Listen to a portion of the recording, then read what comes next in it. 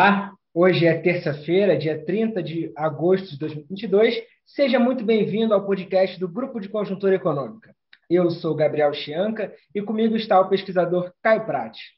No podcast de hoje, o Caio vai abordar um pouquinho do bom humor do mercado financeiro, esse ânimo renovado, e vai investigar se existe tanto motivo para otimismo assim, ou se ainda existem muitas incertezas no horizonte. Então, Caio, fica à vontade. Obrigado, Gabriel. Bom, nas últimas semanas, diria que aí da segunda quinzena, de meados de julho para cá, houve uma melhora relevante no comportamento dos ativos financeiros no Brasil, assim, de um modo geral. Essa melhora, na verdade, ela ocorreu basicamente até meados de agosto agora.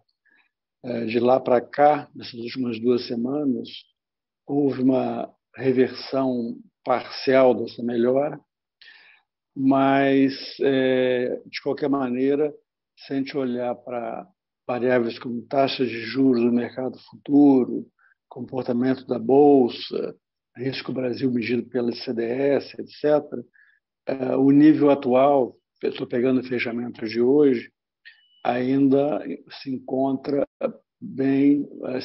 o nível é bem melhor do que estava lá em meados de julho. E no caso do dólar, por exemplo, inclusive houve uma queda adicional de meados de agosto até agora, uma pequena queda, na verdade. Hoje subiu, tinha caído bem ontem, hoje subiu, mas o nível de hoje fechou em 5,11, R$ 5,11 o dólar, ainda é um pouco abaixo de 2 semanas, geralmente abaixo de 2 semanas atrás. Bem, a minha ideia no podcast de hoje é fazer alguns comentários sobre o que está por trás desse comportamento do mercado financeiro e, ao mesmo tempo, explorar as incertezas, que são grandes ainda, né, em relação ao desempenho da economia brasileira daqui para frente, e que podem eventualmente afetar negativamente esse, digamos, bom humor recente do mercado financeiro de julho para cá. É verdade também que no cenário otimista pode até que esse bom humor se confirme e prossiga. Isso não diria que é o mais provável, mas é um cenário possível. Vai depender do novo governo acabar conduzindo a política econômica de uma maneira que constitua uma surpresa positiva. Se gerar uma surpresa positiva na condição da economia, isso pode ocorrer. Não diria que isso é o mais provável, mas impossível certamente não é. Bem, eu vou começar rapidamente dando alguns indicadores do que eu estou chamando dessa melhora de humor do mercado financeiro nesse período de julho para cá. O primeiro indicador é a taxa de câmbio, ela chegou a 5,50, a cotação do dólar chegou a 5,50 ali em 22 de julho, hoje fechou em 5,11. A Bolsa tinha caído aí por uma faixa de meados de julho, estava ali por 96 mil pontos, hoje fechou em 110 mil pontos, já andou até acima disso, 113, perto de 114, algum tempo atrás, mas hoje teve uma queda, está em 110 mil, de qualquer maneira, um nível ainda bem superior aos 96 mil de meados de julho. As taxas de juros do mercado futuro tiveram uma queda relativamente expressiva também nesse período, de julho para cá, em todos os prazos. A curva toda de juros refletiu essa queda da taxa de juros. A gente teve também o risco Brasil medido pelo CDS, lá em meados de julho ele chegou a ultrapassar 320, sendo que ele só teve acima de 300 pontos, o risco medido pelo CDS, em momentos de grande estresse na economia brasileira, principalmente no governo Dilma. E agora ele tinha passado de 320, inclusive, agora em julho, recuou, hoje fechou um pouco abaixo de 260. Um nível ainda muito alto, mas enfim. melhor do que estava em julho.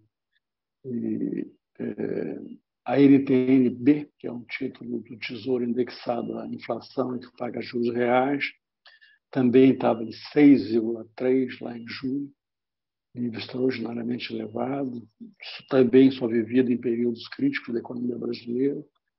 Chegou a recuar para 5,8, mas hoje já voltou a subir, está em 6, então uma queda muito pequena em relação a esse momento mais crítico de julho. Bem, essa melhora recente dos indicadores financeiros, ela ainda está longe de colocar esses indicadores financeiros em níveis confortáveis, né, compatíveis com um bom desempenho da economia. Por exemplo, para ilustrar esse ponto, se a gente pegar as taxas de juros futuros medidos pelo swap pré-DI, que são uma precificação do mercado da taxa Selic média, né, em diferentes períodos, a gente vê que, pegando aí só as taxas mais curtas, até 3 anos, para vocês terem uma ideia de como é que a coisa ainda está complicada, nós estamos hoje com uma taxa de Selic, né, de 13,75, que até o Banco Central indicou que provavelmente é o fim do ciclo de alta de juros. Não bateu o martelo, mas deu uma indicação forte nesse sentido. Se a gente pegar a taxa de 2 anos, a taxa média de hoje a 2 anos, é uma taxa de Selic, o que está precificado nos contratos swap pré-DI, é uma Selic média de 12,5%. Para 3 anos, a contar de hoje, 11,9%. Quer dizer, são taxas extraordinariamente elevadas, que embutem, na verdade, prêmios de risco muito altos. Quer dizer, se a gente compara com esses títulos do Tesouro indexados à inflação e pago juro real para prazos equivalentes a esses, a gente vê que a gente está falando por trás desses juros nominais tão elevados, a gente tem uma precificação de uma inflação implícita muito acima mais perto de 6, pouco abaixo de 6, muito acima uma inflação média nos próximos anos, muito acima das metas da meta de inflação, que é 3,25 no ano que vem, 3 para o ano seguinte, para 2024. Então, e juros reais muito altos. Então, desdobrando essas taxas de juros futuros para os próximos anos, as taxas pré-fixadas, desdobrando, decompondo, né, em juros reais e inflação implícita, a gente vê que elas estão precificando inflações muito acima da meta e juros reais muitíssimo acima do que se considera taxa neutra de juros no Brasil. Então, um cenário ainda muito desfavorável para a atividade econômica, mas melhor do que era há um mês e meio atrás. Então, esse é o quadro. De qualquer maneira, não é irrelevante a gente pensar um pouco sobre o que está acontecendo, essa melhora na margem, para onde podemos ir. Eu diria que um fator decisivo para essa melhora recente está no comportamento do cenário externo. Na verdade, a gente tem sido muito sensível no Brasil, e os emergentes de modo geral, em particular a uma coisa, a percepção dos investidores sobre o grau de aperto que será requerido da política monetária nos Estados Unidos para derrubar a inflação lá. Essa tem sido a variável mais importante de todas no mundo.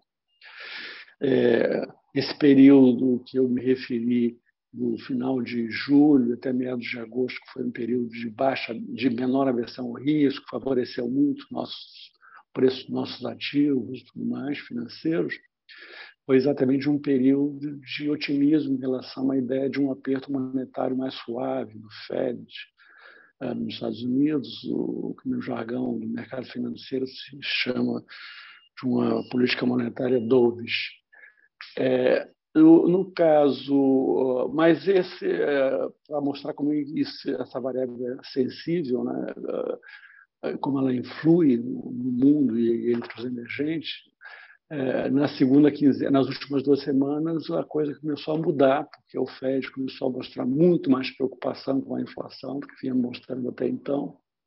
Isso culminou na sexta-feira, agora, com o discurso, o pronunciamento do presidente do FED, né, o Powell, no simpósio de Jackson Hole, e ele reforçou muito essa linha de endurecimento da política monetária nos Estados Unidos, o que derrubou as bolsas lá, desde meados de agosto para cá, houve uma forte queda das bolsas dos Estados Unidos.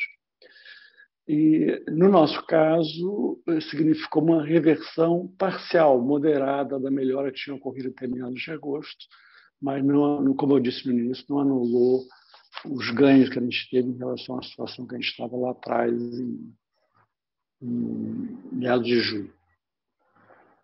Além do cenário externo, né, essa percepção, essa oscilação em função da percepção do aperto maior ou menor da política monetária nos Estados Unidos, e seus reflexos no mundo dos emergentes, além do cenário externo, essa melhora recente do mercado financeiro também teve muito a ver com fatores domésticos.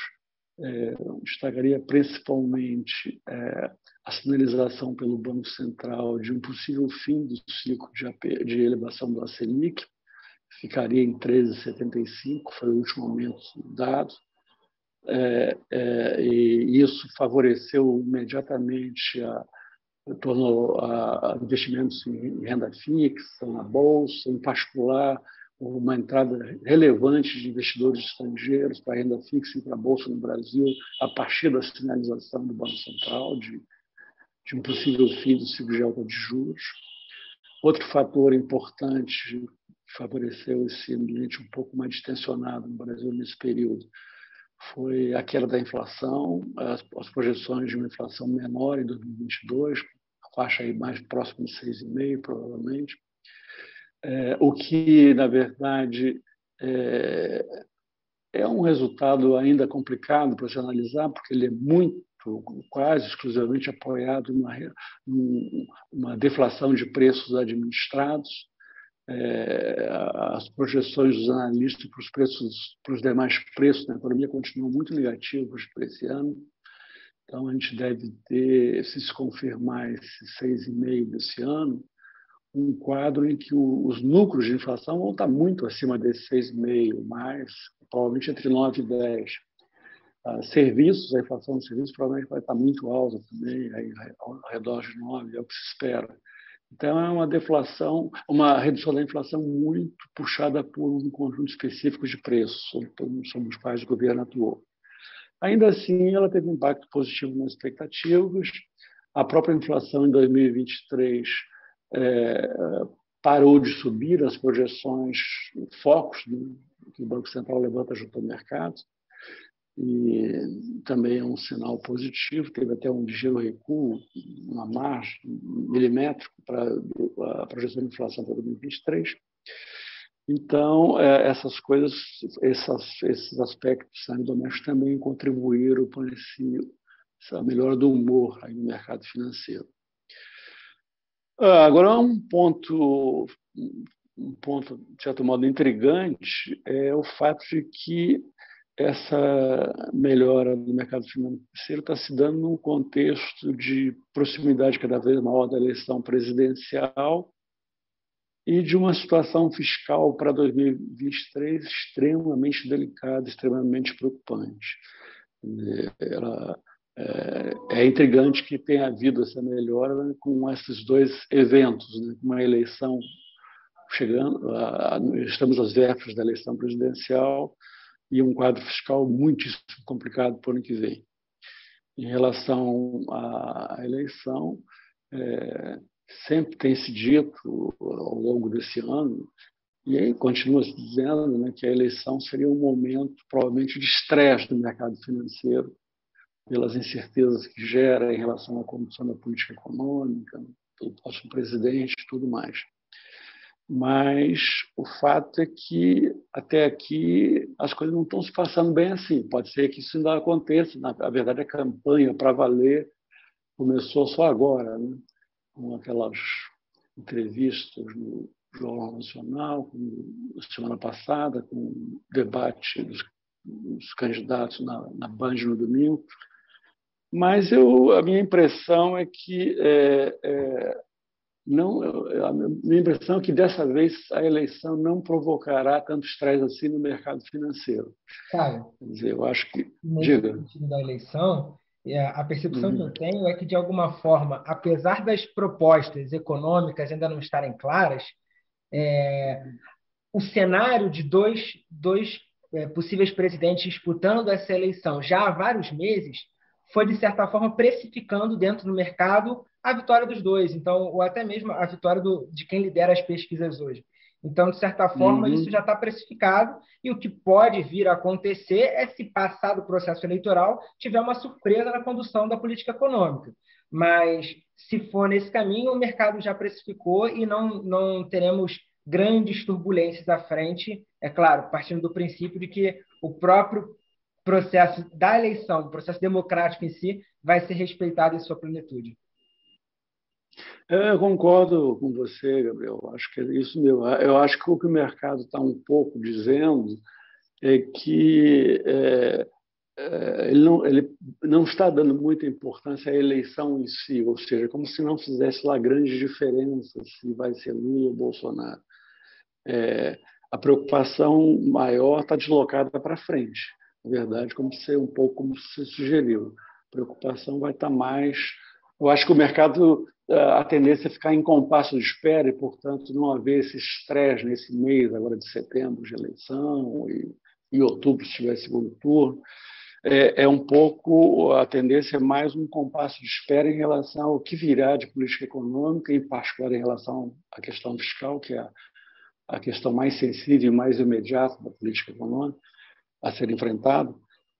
Isso que pode afetar para o bem ou para o mal os mercados. No sentido, eu acho que é isso que vai ser o momento que o mercado vai estar refletindo para o bem ou para o mal, como eu disse, ou seja, eventualmente melhorando se houver uma surpresa positiva ou piorando se houver uma decepção, um encaminhamento da questão fiscal em particular.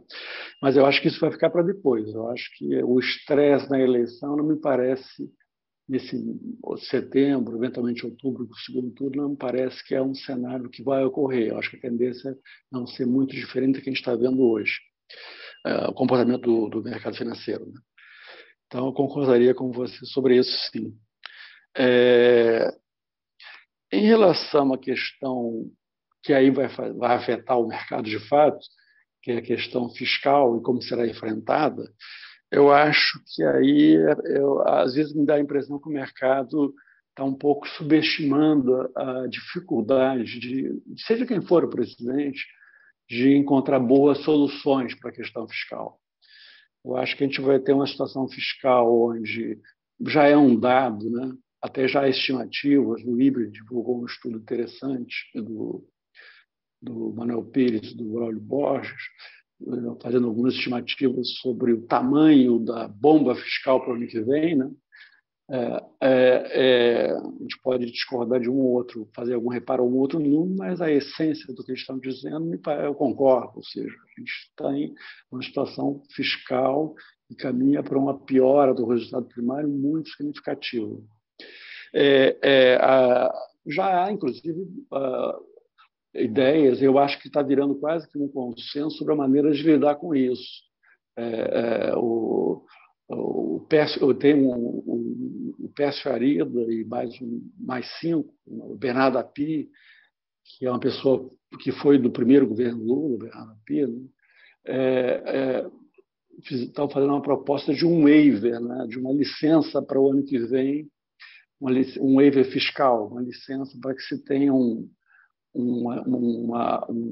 ano que vem seja uma espécie de ano de transição, onde as regras fiscais seriam afrouxadas. Não quer dizer poder gastar acima do teto, poder ter um déficit primário acima do que vai ser previsto na lei orçamentária desse ano, para o ano que vem, algo desse tipo.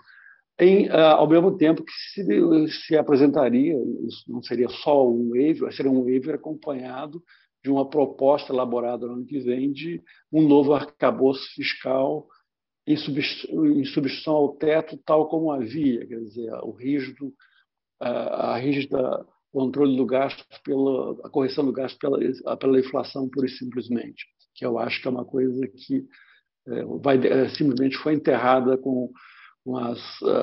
nesses últimos anos e finalmente nesse ano pelo governo Bolsonaro. Então, o teto foi completamente inviabilizado, na minha opinião, com o formato que ele tinha.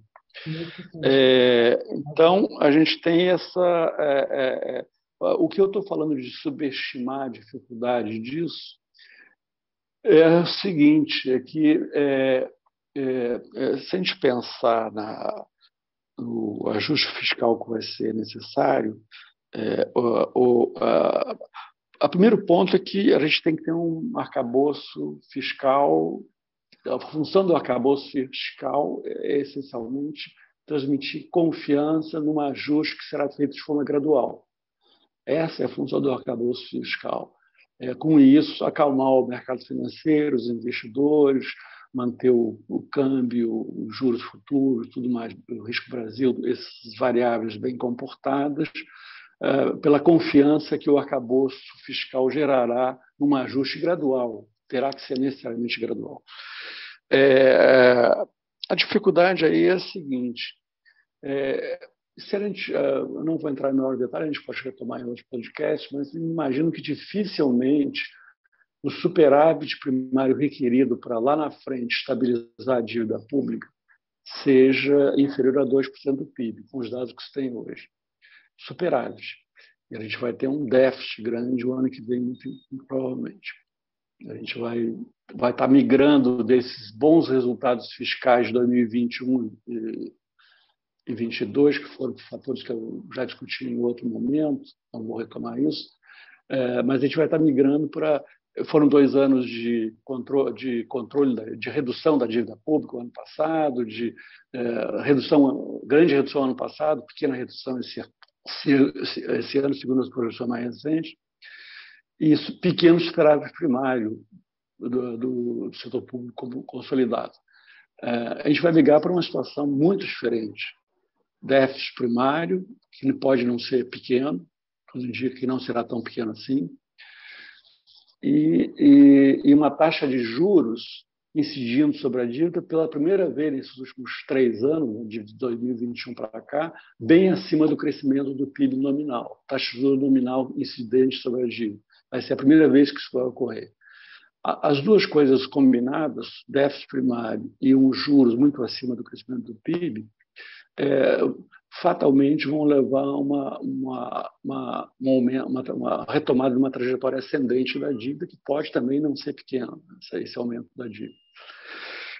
Isso significa tudo o seguinte, aí eu vou chegar no ponto da dificuldade que às vezes me parece subestimada. Transitado um déficit primário para um superávit primário, digamos, da ordem de 2% do PIB, significa uma combinação de redução do gasto público em percentual do PIB e aumento da arrecadação em percentual do PIB. Isso.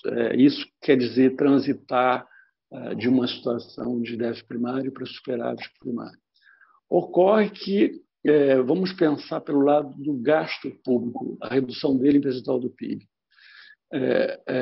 E o gasto é a variável-chave para infundir credibilidade no arcabouço, porque compromissos com a arrecadação, com aumentar a arrecadação, ou com a dívida pública, a trajetória da dívida, são compromissos que o governo não tem como assumir integralmente, porque ele não tem controle sobre essas variáveis. Ele pode tomar medidas que visem uma determinada direção, mas ele não pode se comprometer quantitativamente com a arrecadação e com a trajetória da dívida. Com o gasto, ele pode.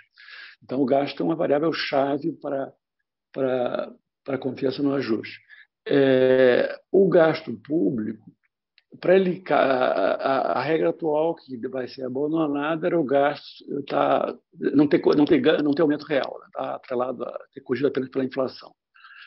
Ora, para o gasto público contribuir para o ajuste fiscal, portanto, ele ser reduzido em percentual do PIB, ele tem que crescer abaixo do PIB.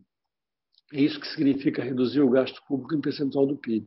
Então, mesmo que ele cresça acima da inflação, como tudo indica que vai passar a ocorrer a partir de agora, ele vai ter que crescer menos que o PIB. Aí entramos num problema imenso, porque o PIB potencial atualmente está estimado em algo como 2% de crescimento do PIB potencial. É claro que o governo pode fazer reformas, e esse é um desafio central do próximo governo, para um prazo mais curto possível, elevando o crescimento potencial. Isso vai ser uma variável-chave até para o ajuste fiscal, não só para o bem-estar da sociedade, geração de emprego e renda, etc. O ajuste fiscal vai depender disso também, crucialmente, do aumento do PIB potencial. Agora, isso é um processo. Num horizonte mais imediato, dificilmente a gente vai ter crescimentos assim, continuados acima de... Pode ter num ano específico, como compensando um ano que não cresceu, o PIB, mas como média, dificilmente a gente terá, num período mais curto, crescimentos acima de 2% do PIB. Ora, para o gasto cair em percentual do PIB, com o PIB crescendo 2%, o crescimento real do gasto, o crescimento além da inflação, tem que ser inferior a 2%. Quer dizer, quase nada. Então, por aí a gente já vê que é muito difícil ter uma contribuição do gasto para o ajuste fiscal, a sua redução em percentual do PIB, nesse contexto. Ainda mais que existem pressões enormes da sociedade e políticas, de modo geral, para aumento de gastos em várias frentes. Então, isso tudo significa que o gasto, o ajuste nos próximos anos, tende a ser jogado para o lado da arrecadação. A arrecadação subir em percentual do PIB. O governo pode tomar medidas nesse sentido, vai tomar certamente. Agora, é difícil que isso gere confiança, porque o quanto o governo vai conseguir com isso, nem ele sabe. É uma coisa muito incerta, na verdade. Idem se ele tiver metas para dívida. Não tem como ter metas para dívida. Você pode tomar dívida, comportamento de dívida, como indicação para desencadear, para que isso gere gatilhos do ponto de vista de arrecadar, medidas de ajuste lá do resultado primário. Mas você não tem como ter meta. A rigor, o governo não tem controle para dizer que a dívida vai crescer X ou Y. Isso são variáveis que escapam inteiramente à capacidade do governo, da política fiscal. Então, criar um arcabouço fiscal crível, não centrado como era no teto dos gastos, é uma tarefa longe de ser trivial, uma tarefa bastante complicada. E ela vai ser crucialmente importante, até porque o ano que vem vai ser um ano de certa frouxidão fiscal inevitável, dado o tamanho da bomba fiscal herdada. Então, a maneira de compensar isso, de impedir que isso seja acompanhado por coisas muito ruins lá das condições financeiras, dos juros, do dólar, etc., é gerar confiança via arcabouço fiscal. E o arcabouço fiscal é problemático nesse sentido. Para concluir, Gabriel, eu só queria chamar a atenção, só para elencar, sem entrar em detalhes, porque não tem mais tempo, dessas incertezas que estão permeando a economia brasileira. Além dessa primeira que eu já comentei, né, que é a enorme dificuldade com o equacionamento da questão fiscal, a criação de um arcabouço fiscal que cumpra o seu papel precípuo, que é gerar confiança no ajuste. Uma outra coisa, uma outra grande incerteza é a rapidez com que vai se dar a desinflação no Brasil, a queda da inflação em direção às metas. A gente está vendo que, de um lado, existe o governo, o Banco Central otimista, achando que a inflação já vai para 3,5%, a inflação em 12 meses, 13,5% em março de 2024. Os analistas consultados pelo Focus não são tão otimistas assim, mas também projetam uma inflação não muito distante, digamos, do limite superior do teto. Por outro lado, a inflação implícita nos contratos financeiros, que envolve prêmios de risco, não é que seja uma projeção estrito senso do mercado, sugere uma coisa muito pior do que isso nos próximos anos. O que quer dizer uma falta de confiança que a desinflação será tão rápida e tão como os analistas estão projetando e o Banco Central, em particular, está projetando. O problema todo disso é que, se a desinflação for lenta e isso vai significar juros altos por muito tempo, mais lento do que está sendo precificado, sendo imaginado, isso vai trazer enormes problemas. Não só isso vai vir acompanhado de... Vai gerar uma combinação de inflação alta, juros muito altos e virtual estagnação da economia, como vai ter um impacto muito ruim, provavelmente devastador na questão fiscal. Você imagina juros altos e crescimento próximo de zero. Qual é o impacto na trajetória da dívida pública? É um cenário de descontrole, na verdade, fiscal. Finalmente, uma coisa que aí não tem tempo para falar mesmo, é o cenário externo. O cenário externo continua de muito risco.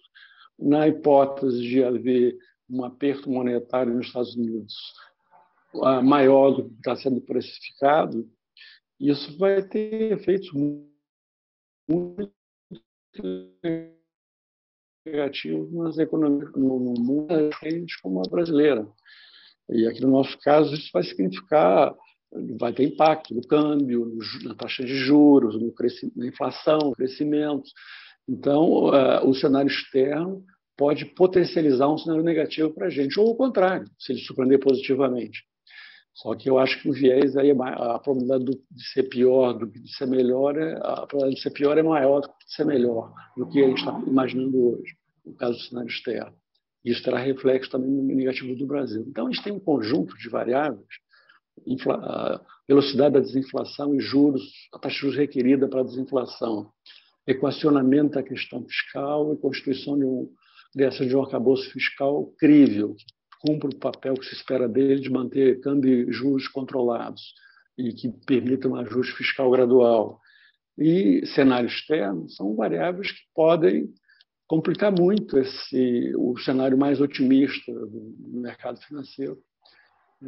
Falando isso também, só para encerrar mesmo, que tem analistas achando que não é impossível, mas eu acho difícil imaginar que isso seja mais provável, que pode haver uma surpresa tão forte e positiva com o novo governo que haja uma queda rápida, uma melhora muito mais rápida do que está se imaginando das condições financeiras, do mercado financeiro de modo geral, e que eu vi um analista dando uma entrevista no Valor, um gestor de um fundo, pelo que eu entendi, ligado ao Bradesco, achando que é entre 65% e 75% a chance de uma surpresa positiva que faça a Bolsa subir muito no Brasil depois da eleição e as condições financeiras melhorem muito mais rapidez do que você está imaginando. Tomara, mas eu tenho dificuldade, à luz dessas incertezas todas, de achar que isso é o mais provável.